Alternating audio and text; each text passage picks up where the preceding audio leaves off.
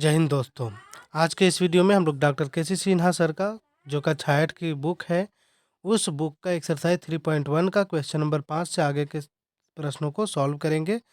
तो question number 5 में हम लोग को ये पहचानना है कि जो दी गई संख्याएं हैं, इसमें कौन सी संख्या पूर्ण वर्ग है। पूर्ण वर्ग का मतलब है कि किसी संख्या को उसी संख्या में गुना करते हैं तो हम लोग को एक नई संख्या मिलती है, ठीक है।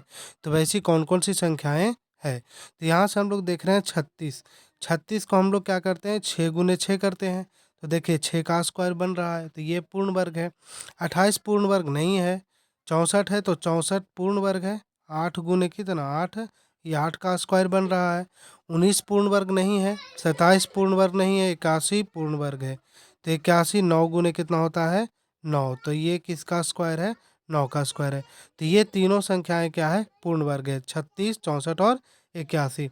इसमें से कौन सी संख्या पूर्ण वर्ग है, तो हम लोग यहाँ साफ जानते हैं कि 4, 5, 6, 7 किसी संख्या के अंत में अगर किसी संख्या के अंत में अगर 2 होता है, 7 होता है, 8 होता है, ठीक है, और 3, 2, 3, 7 और 8, 2, 3, 7 और 8 होता है, तो वह संख्या जो है पूर्ण वर्ग नहीं होता है। तो यहाँ देखिए 7 है, 8 है और यहाँ 3 है, तो ये तीनों संख्याएं पूर्ण वर्ग नहीं होगी, बल्कि कौन सा पूर्ण वर्ग होगा, तो 289 होगा। और ये 17 गुने 17 यानी कि 17 का स्क्वायर है, ठीक है।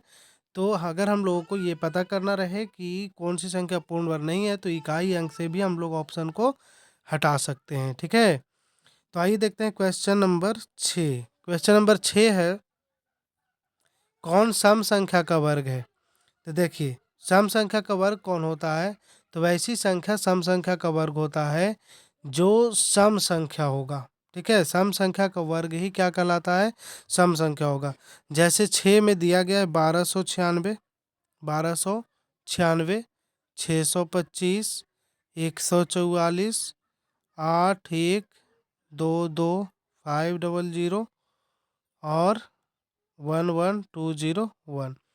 क्या बोल रहा है कि ये कौन सी संख्या जो है इसका वर्ग है, ठीक है, सम संख्या का वर्ग है। तो यहाँ हम लोग लिख सकते हैं कि 1296, 144 और 8122 500 सम संख्या है, सम संख्याएं हैं। ये क्या है, सम संख्याएं हैं। अतः अतः ये सम संख्याओं के पूर्ण वर्ग हैं, ठीक है। अतः ये सम संख्याओं के पूर्ण वर्ग है। तो जो संख्या सम होगा, सम का मतलब क्या होता है, देखिए सम का मतलब होता है वैसी संख्या जो 2 से विभाजित हो, है ना, वैसी संख्या जो 2 से विभाजित हो। तो जो संख्या 2 से विभाजित रहेगा उसको हम लोग क्या बोलेंगे, सम। 2 से कटने का मतलब है कि 2 से उसमें पूर्ण रूप से भाग लग जाना चाहिए।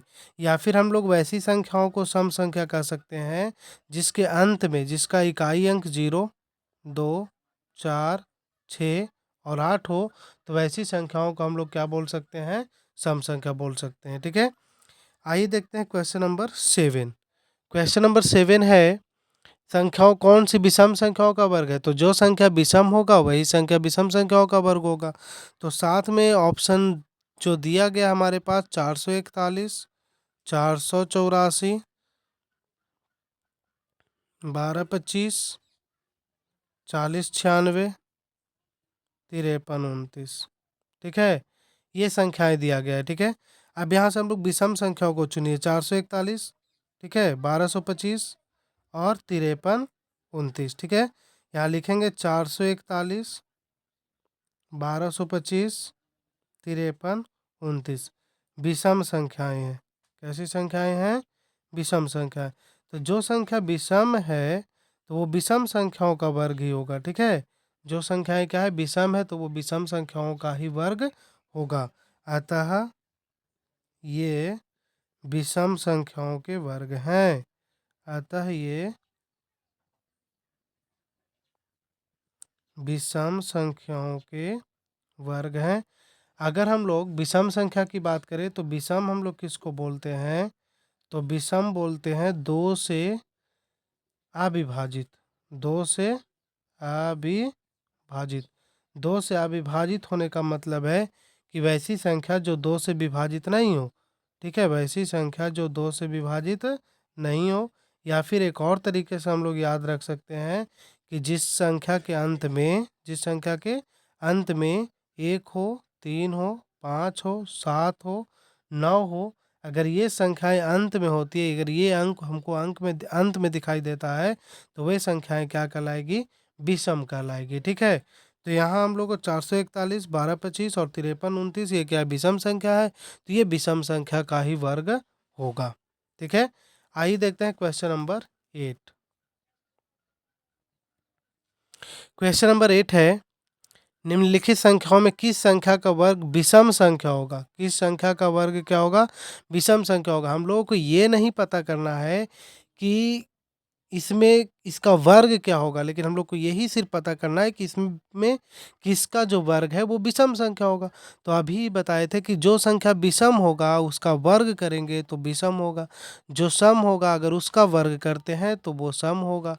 ठीक है, तो सम और विषम से ही हम लोगों को यहाँ निकालना है। तो 8 का 1 नंबर में, ठीक है, 8 का ए में हमारा कौन सा संख्या विषम है? तो 28, 26 ये सम है। 431 भी सम है। तो 431 किस संख्या का वर्ग विषम होगा? तो 431 तथा और कौन सी संख्या है? 7779 का वर्ग क्या होगा? विषम होगा। का वर्ग क्या होगा? विषम होगा। क्यों होगा विषम? क्योंकि ये संख्याएं ही विषम है। ठीक है, तो जो भी संख्या विषम रहेगा तो उसका वर्ग क्या हो जाएगा? विषम संख्या होगा। 8 का बी नंबर देखिए, निम्नलिखित संख्याओं में से किस संख्या का वर्ग विषम संख्या होगा? यही तो ये हो गया। निम्नलिखित संख्याओं में किस संख्याओं के वर्ग विषम संख्या होगी या सम संख्या होगा? तो सबसे पहला दिया गया है 158। तो 158 का वर्ग क्या हो जाएगा? का वर्ग हो जाएगा सम। क्या हो जाएगा? वर्ग सम। ये हो गया 1 नंबर। 2 नंबर देखिए इसका क्या है? 2 नंबर है 269। 269 विषम संख्या है ना, तो इसका वर्ग क्या हो जाएगा? विषम हो जाएगा। 3 नंबर देखिए क्या दिया है? 1269 1980 1980 का वर्ग निकालना है। तो लास्ट में क्या है? 0 मतलब सम है, तो इसका वर्ग भी क्या हो जाएगा? सम हो जाएगा। ठीक है, ये हो गया 3।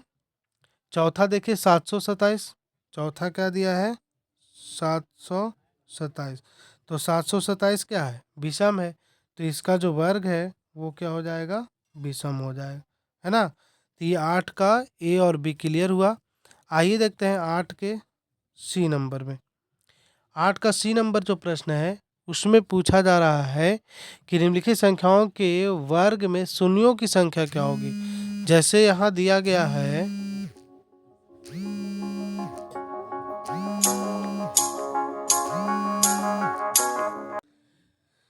8 का सी नंबर देखिए। सी नंबर में संख्याओं के वर्गों, निम्नलिखित संख्याओं के वर्ग में शून्यों की संख्या क्या होगी?